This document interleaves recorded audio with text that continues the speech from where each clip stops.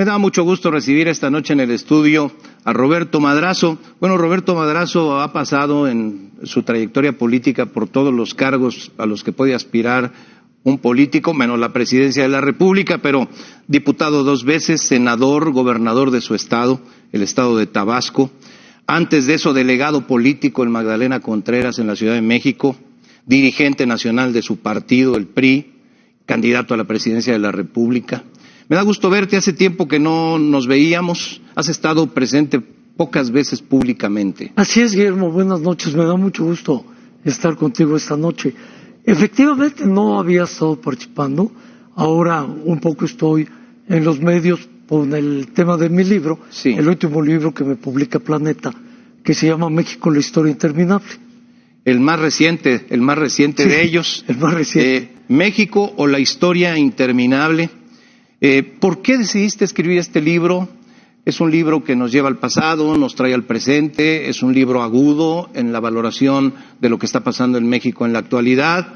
Es un libro en que te remontas también a tu historia pasada, hablas de lo que pasó con tus padres, en fin. Es un libro en el que abordas muchos temas. ¿Por qué decidiste escribirlo ahora? Porque no pude ya quedarme callado con la destrucción que está cometiendo la 4T.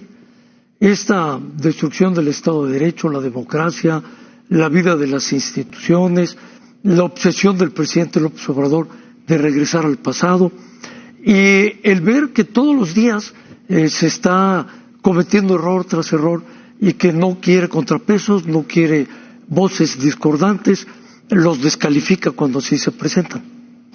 Sí, hablas constantemente de este afán de volver al pasado, a ese pasado, por cierto, que en México generó mucha destrucción, dejaron al país prácticamente quebrado los gobiernos populistas de los 70s y el presidente parece tener una obsesión por volver a aquellos años. Es increíble, Guillermo. La verdad es que esta obsesión de regresar a un México que ya no existe, lo podemos ver día tras día cómo se concreta. Él quisiera tener el control de aquella dictadura perfecta de la que habló Mario Vargas Llosa en algún tiempo, y está trabajando en eso. Por eso es que no le agrada lo que está sucediendo en el Poder Judicial o en el Poder Legislativo, y le da instrucciones, porque no permite que haya ese equilibrio de la división de poderes. Lo acabamos de ver con lo de la reforma que hacen para imponer 2 años más al ministro Saldívar. No debe extrañarnos, él es así. Él está anclado en un México distinto. Él piensa que controlar de manera absoluta la presidencia autoritaria es como él puede construir su proyecto. Lo que hizo el día de ayer y hoy Morena en el Congreso es evidente que lo va a seguir haciendo. Lo intentó con Bonilla hace un tiempo, unos meses, y ahora lo hace con el ministro Saldívar, porque él no respeta la ley. No respeta el Estado de Derecho, no quiere fortalecer la vida democrática, sino quiere imponer sus propios criterios por encima de todo ello. Hablas de cómo se doblegó la Suprema Corte de Justicia de la Nación, me refiero, hablas en el libro, ¿sí?, ante el presidente al aprobar la consulta popular, claro, destinada a enjuiciar a los expresidentes. Luego se modificó la redacción, pero en aquel momento el mismísimo presidente de la Suprema Corte de Justicia de la Nación, hoy tan mencionado, sí, Arturo Saldívar, fue quien abrió la discusión, quien con ¿sí?, toda falta de cortesía hacia sus compañeros ministros, él inició el debate e impulsó la aprobación de la consulta. Ese hecho de octubre del año pasado es terrible, terrible en la vida democrática del país y en la vida de una Suprema Corte que debería estar cada día más fuerte y siendo un contrapeso al presidente en estas obsesiones. Pero por el contrario, el ministro Arturo Saldívar ha resultado muy cómodo para el presidente. Por eso es que hoy, sin duda, nuevamente quieren empujar que continúe. Cuando la historia interminable del libro va contando cómo cada 6 años se destruye el país, llega un presidente, cambia todo, otros 6 años perdidos, vuelve el nuevo, destruye y empieza a construir de cero. Eso es lo que López Obrador quisiera hacer hoy en día. Desaparece el Seguro Popular de Vicente Fox, que le daba servicio a 50 millones de mexicanos, lo ponen por una cosa rarísima que se llama el INSABI, que no tiene reglas de operación, que no tiene presupuesto, que no tiene un proyecto claro. Pero esa es la vida en la que López Obrador se desarrolla, porque va destruyendo las cosas para formar su propia dictadura desnuda. No quiere instituciones. Por eso yo digo que es una dictadura desnuda. Le dice a los diputados, no le cambien ni una coma. Los diputados con obediencia ciega lo hacen. A la Corte les dice a los jueces, si ustedes dan amparos, voy a ir a la reforma constitucional y pasaré por encima del Poder Judicial. Porque él no quiere esa vida democrática, sino lo que él está haciendo es destruir eso para imponer su propia dictadura desnuda de instituciones. Cuando refieres a ese episodio en la Suprema Corte, dices el Tribunal Constitucional violó la Constitución, y lo que está haciendo el Senado de la República con estas leyes reglamentarias del Poder Judicial de la Federación que serán enviadas a la Cámara de Diputados es otra vez pasar por encima de la Constitución, como pasaron con la ley de la industria eléctrica, como están pasando con la ley de hidrocarburos. ¿Sí? Estamos oyendo cada vez de manera más frecuente este término de violar la Constitución y acudir a la inconstitucionalidad. Así es, coincido plenamente. Y mira, no es nuevo que él lo haga, porque él nunca ha sido simpatizante de cumplir con la ley. El libro va narrando en uno de los capítulos cómo el presidente Zedillo le abre la puerta al entonces aspirante López Obrador a dirigir el gobierno de la Ciudad de México. Él no tenía la residencia. Él vivía en Tabasco, no cumplía los requisitos. Llega jefe de gobierno, va atropellando derechos de los ciudadanos y llega un momento en que se le quiere desaforar. La debilidad del presidente Vicente Fox impidió que se desaforara entonces a López Obrador por violentar la ley. Cuando él en plena campaña dice al diablo sus instituciones, lo hace porque él no respeta el Estado de Derecho. Él no cree en la ley. Él va a avanzar a toda prisa en los hechos para imponer las condiciones de su gobierno, porque él siente que él es la nación, él encarna el Estado mexicano, y por eso el logotipo de la 4T tiene ahí un espacio vacío para poner la propia figura del presidente López Obrador. Él no pertenece a esa época. ¿Sí? No pertenece a esa época, pero ahí se ve. Pero quiere verse, porque tiene estos sueños, estos delirios de grandeza. Hablas de que hemos vuelto al país de un solo hombre y de una sola voluntad, ya lo referías, y que se están perdiendo contrapesos que son fundamentales. ¿A dónde nos va a llevar esto, Roberto? Bueno, una destrucción terrible. Haz de cuenta que todos los días el presidente está cavando un hoyo en donde está metiendo al país, mete a millones de mexicanas y de mexicanos ahí. Algunos no podrán salir de ese hoyo, y los que logren salir no van a encontrar nada, porque el mundo va evolucionando. Esta contrarreforma educativa que él hizo es totalmente en contra de lo que se requiere. El mundo de los conocimientos va a una velocidad asombrosa, y la ley que él genera de esta reforma educativa es nuevamente hacia atrás.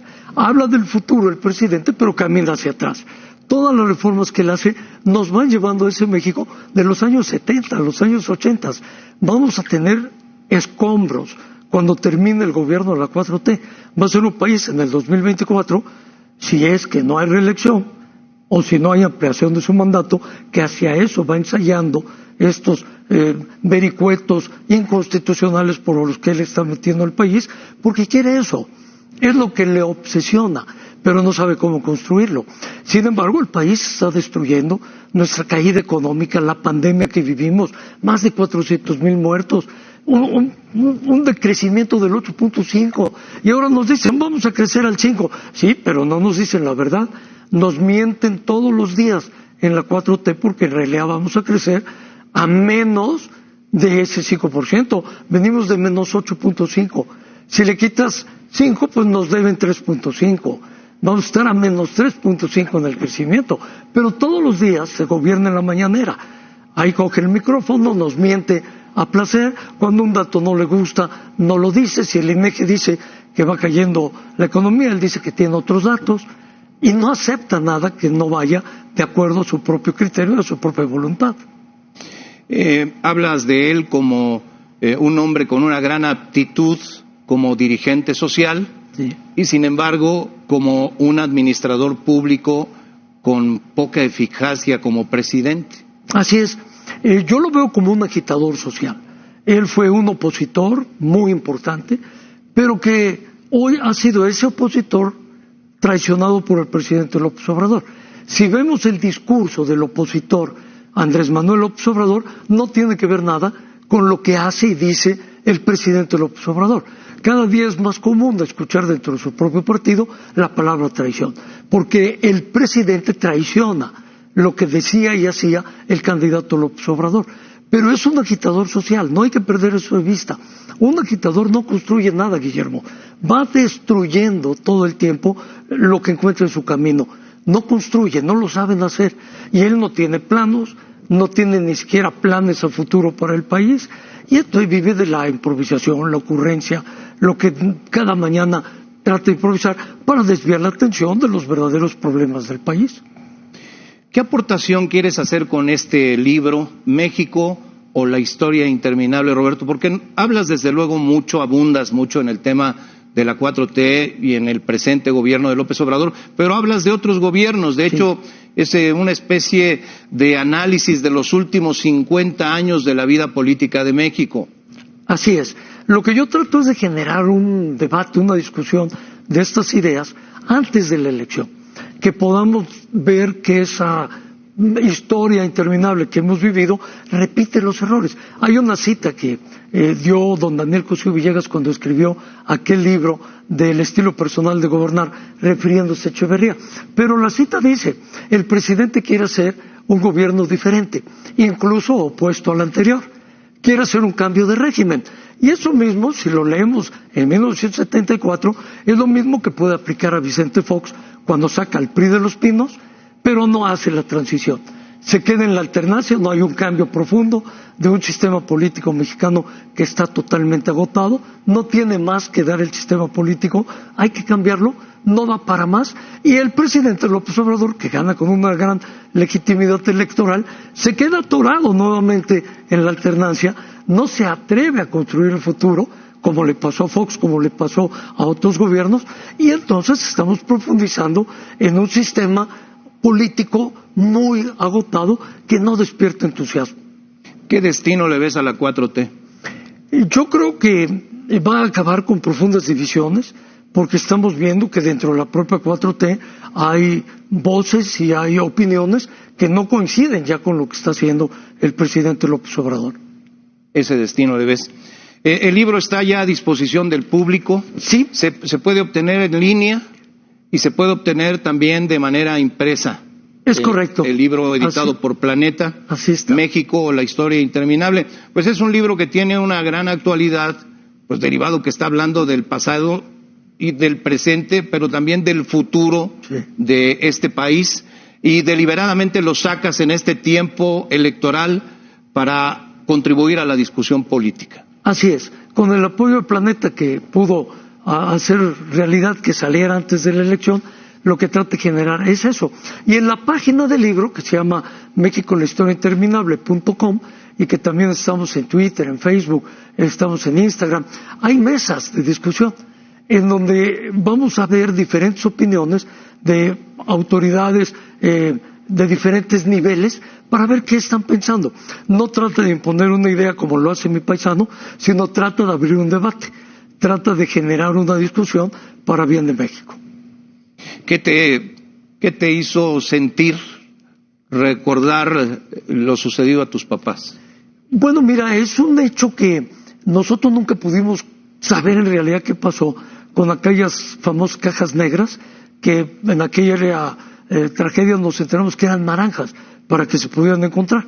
Nunca conocimos la realidad de qué pasó.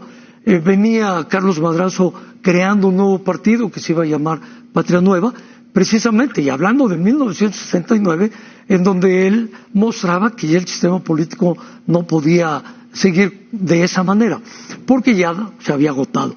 Y de esa manera pierde la vida junto con mi madre en una tragedia que no sabemos si fue accidente, si fue atentado. Eso ha quedado siempre ha quedado en el misterio. Sí. Murió también el Pelón Osuna, gran tenista mexicano, en ese accidente de aviación que tú refieres pues como algo que sin lugar a dudas marcó de manera muy relevante tu vida. Así es, Así nos marcó a todos los hermanos.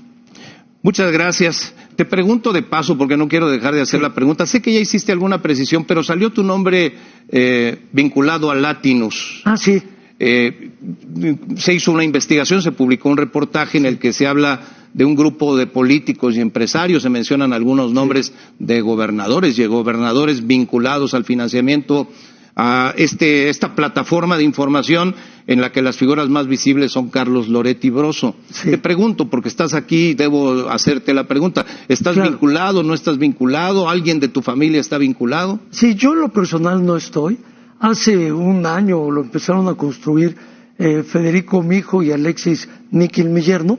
Empezaron a darle vida con otros empresarios muy jóvenes a esta plataforma de Latinos que tanto ha incomodado al gobierno de la 4T. ¿Sí hay políticos participando en ello también? Son estos jóvenes empresarios. Sí, son gente muy joven.